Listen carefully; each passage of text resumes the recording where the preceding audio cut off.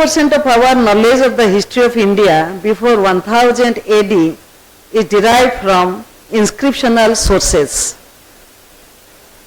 An epigraphic material directly or indirectly provides a solid chronological foundation for modern historically oriented studies. You students and research scholars are well versed with this fact.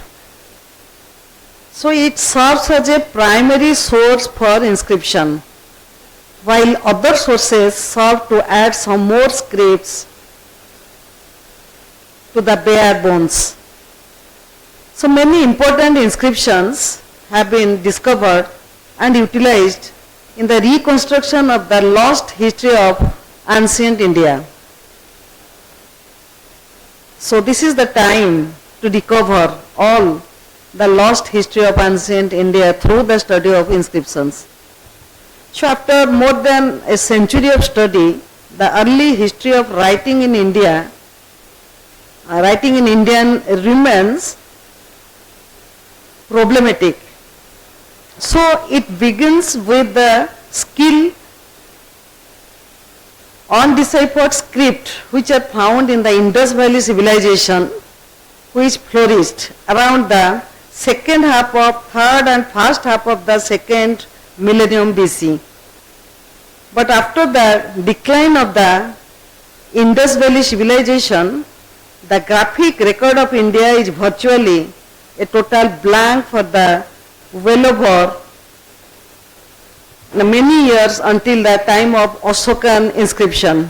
And as record says, the earliest database or datable writing records of the historical period is around the middle of 3rd century BC. And from this time onwards, written records became increasingly very common, so that the development of Indian scripts and their many derivatives both in and outside India can be traced in details from the Ashokan times to the present day. But practically, nothing is known of what might have happened in the long period between declines of Indus civilization in 1750 BC to 260 BC, Ashokan period. So both the literary and epigraphic evidences for the antiquity of historical writings in India are disappropriately inconclusive. So now we can discuss through our workshop different earliest records on stone and copper which has been discovered in India and which were spontaneously and characterized as simplicity. They had no set of style, form or content. So now time has come to reset it. And as we have already discussed about inscription, which constitutes the principal source of for the history and the pre-history of pre-Islamic India by providing a large majority of total information available. So as it is the case with many other branches of Indology, epigraphy provides a solid geographical and chronological ground or base for the historical study of religious tradition of ancient India. Very little to offer for the historical study of Vedic era.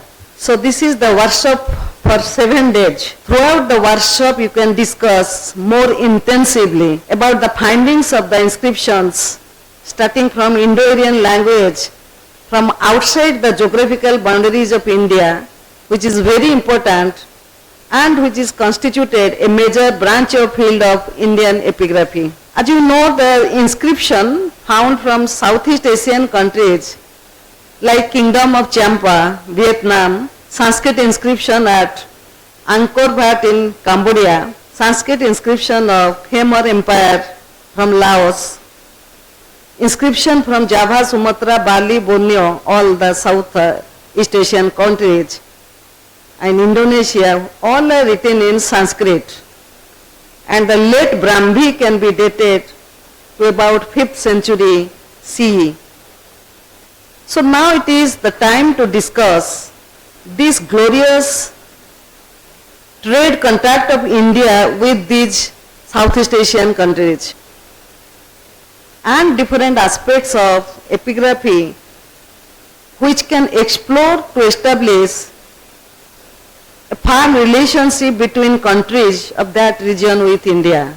All of you know that Southeast Asian countries, they had the trading relationship with India, particularly Kalinga, the trading relation of Kalinga with the Southeast Asian countries. It is a very common thing which all of you know. So inscription can help to trace the relationship further. Thank you very much, and I wish all the best for the successful completion and successful outcome of this workshop on Indian epigraphy and paleography at the end of the session, the duration.